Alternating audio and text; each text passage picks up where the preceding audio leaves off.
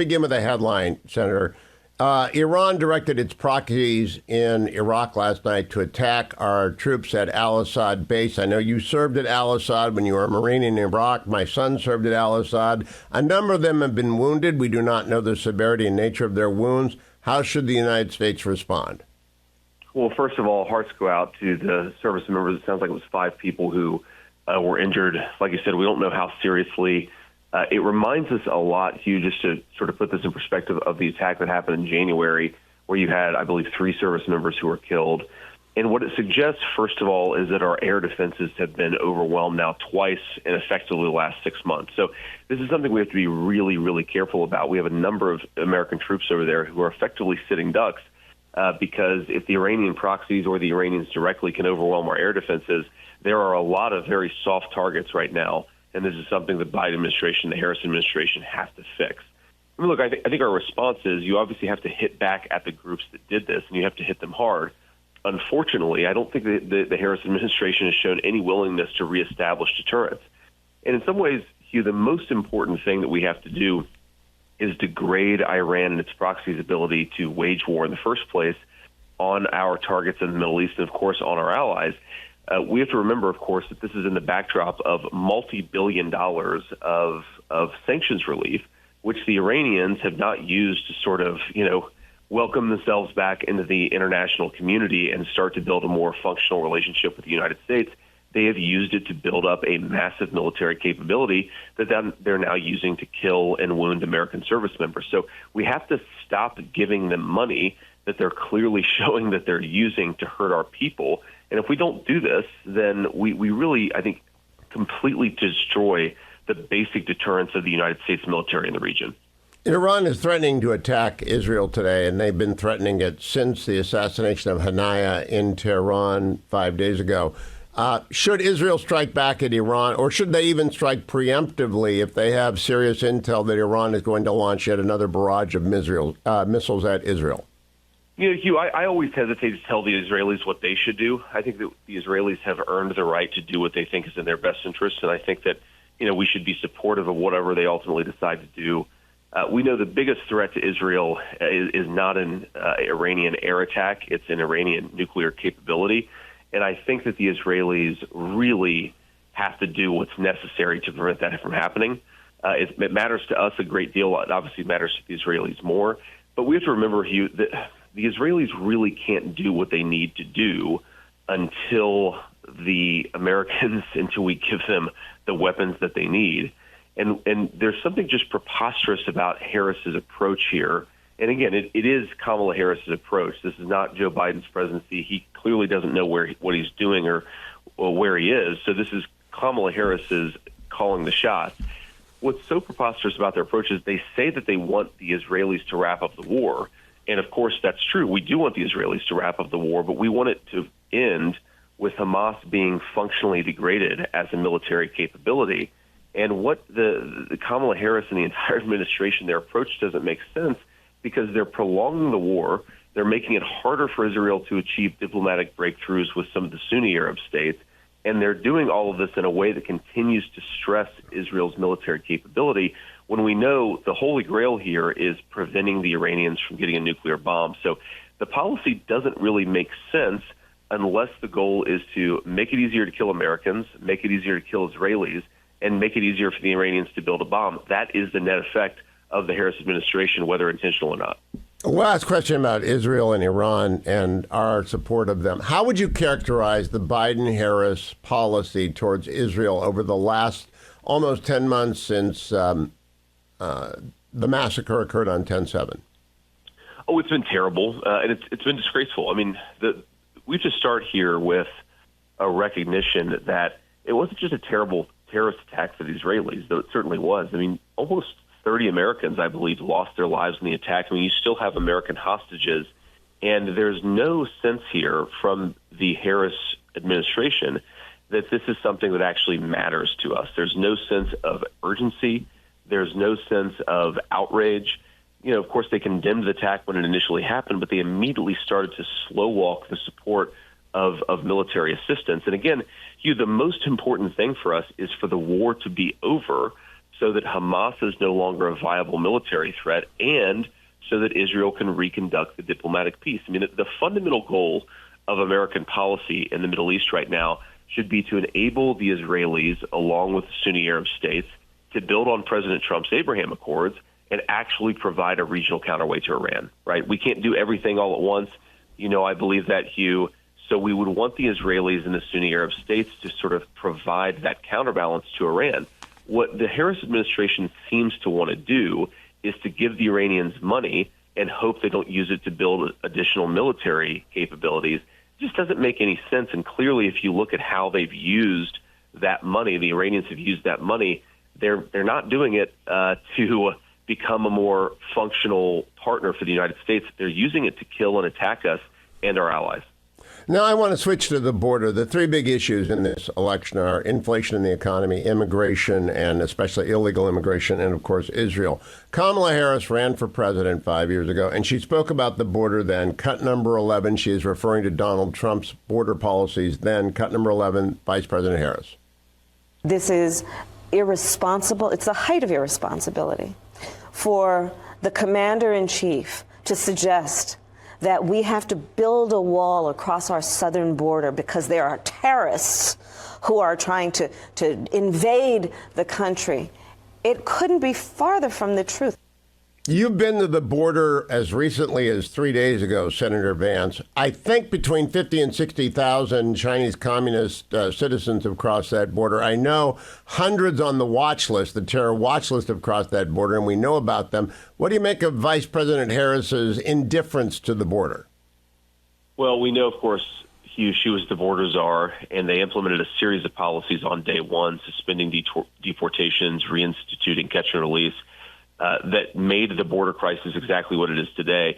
When I was there a few days ago, Hugh, I talked to a number of folks who say they're seeing military-age men from a whole host of countries that are not in Central America. You mentioned China, a number of African countries, a number of Middle Eastern countries, where when Kamala Harris throws shade at the idea that there are terrorists coming across our border, we now know beyond any reasonable doubt that thanks to their policies, thanks to Kamala Harris's policies, there are terrorists in the United States of America because of what she has done. So it's not only a terrible humanitarian crisis, it's not only a terrible crime crisis, it's of course caused the wage theft from millions of American workers who are now competing with illegal aliens. It has also made the country much more susceptible to a terrorist attack. And you started by asking about Iran, Hugh. One of the concerns that I have here is the Iranians have leverage over us that they didn't have 4 or 5 years ago, because there are probably a number of Iranian-related militias that have terrorist agents within the United States. That is a difference from 5 years ago, and the reason those terrorists are here is because Kamala Harris has failed to do her job. Let me play one more Kamala Harris video vault best hits. Cut number 10 from a 2017 Recode interview of Vice President Harris. You know, we have to stay woke. Like, everybody needs to be woke. and you can talk about if you're the wokest or woker, but just stay more woke than less woke. Yeah. All right, Senator Vance, they like to call you weird. They like to call President Trump weird. They use weird every day in every sentence. How weird was that?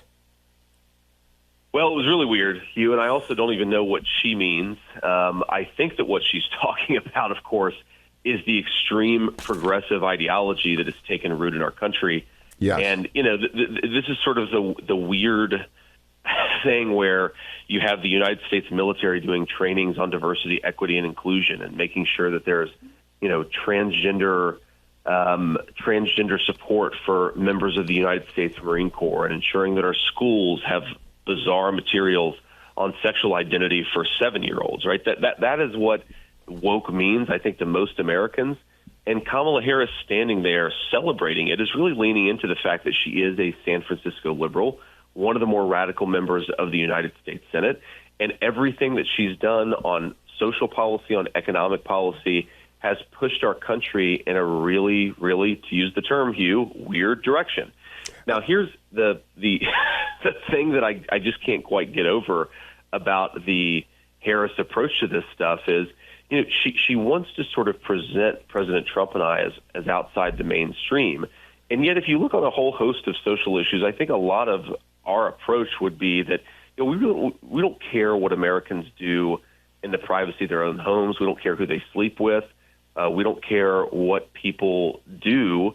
We don't want them to bring it to our kids, right? If you want to get a surgery and you're 30 years old, fine, get whatever surgery you want to, but we don't want you giving cross-sex hormones to 9-year-olds.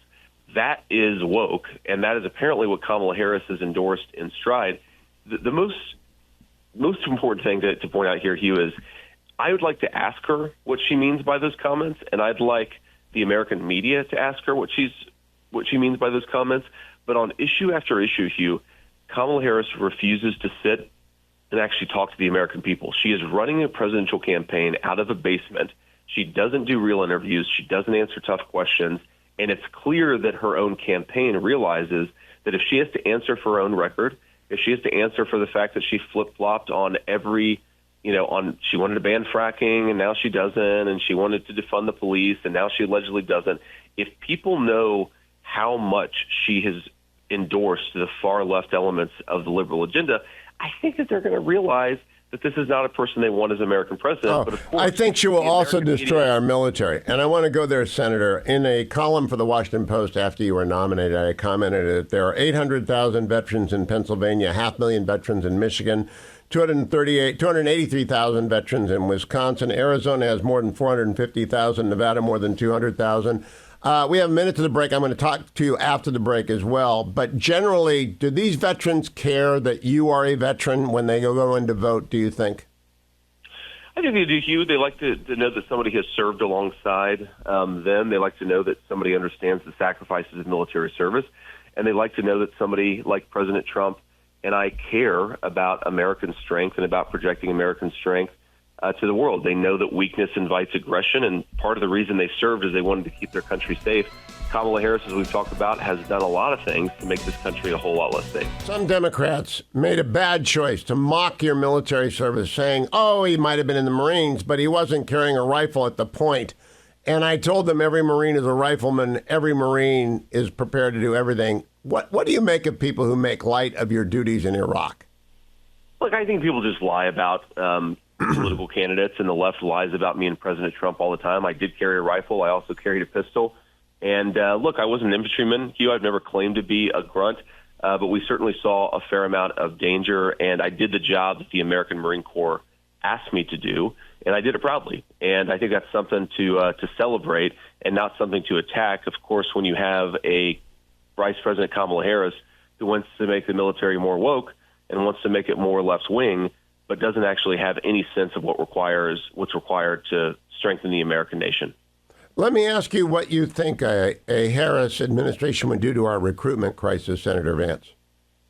Well, it would make it a lot worse, Hugh. I mean, look, consistently what you see, and the Marine Corps is the only branch of the service that hasn't had major military recruitment issues, in part, Hugh, because it's so small, but also because it is the one that is the least committed to left-wing ideology. Now, of course, the members themselves, the rank and file, the junior officers, they're not, and even most of the generals, they're not committed to left-wing ideology. But when you have the leadership at the political level forcing left-wing ideas down the throats of these services, a lot of American kids, Hugh, they don't want to sign up to fight for Kamala Harris's social agenda. They want to sign up to keep their country safe. And if you force this left-wing idea down the throats of America's military branches, you're going to see the recruitment crisis that we've seen explode under the Biden administration. It's going to get even worse. And it's especially profound in the bigger services, in the Army, in the Navy, and it's going to get a lot worse. We've already seen the evidence here, but it will worsen. My last question, Senator Vance. We expect a running mate to be announced by Vice President Harris today. If it's not Josh Shapiro, I will be stunned. But if it isn't Josh Shapiro, if they pick Tim Walz, who makes Tim Kaine seem like Justin Timberlake, he's really the most boring man in America. If it's not Josh Shapiro, and that's because he'll be Jewish and because he's a supporter of Israel, what does that tell you about the Democratic Party if it's not Josh Shapiro? Well, look, if it's not Josh Shapiro, I agree with you. I think that they will have not picked Shapiro, frankly, out of anti-Semitism in their own caucus and in their own party. I think it's disgraceful the Democrats have gotten to this point where it's even an open conversation. And it is an open conversation, Hugh. I mean, even if it is Josh Shapiro, the guy has in some ways had to run away from a lot of his biography over the last few months because the far left doesn't like the fact that he is a Jewish American. So, look, we have to be honest about this fact. We have to call it out. But regardless of who the nominee is, Hugh, we're ready to take them on, and it's Kamala Harris's policies that matter the most. She is the person who's worsened the inflation crisis. She is the person who's made groceries less affordable. Kamala Harris has made our country less safe, and Kamala Harris has opened the American southern border. No running mate is going to allow her to run away from a really bad record for the American people. Do we want to give her promotion, Hugh? I think the American people are going to say, absolutely not. We should kick her out of office. Senator J.D. Vance, good to talk to you. Keep coming back throughout the campaign. Good luck to you on the trail, and I hope you spend a lot of time in Ohio, Pennsylvania, Michigan, and Wisconsin. I hope your bus is on a circular loop through those 4 states. I'm going to live there for the next few months, Hugh. Thank you. Thank you, Senator Vance.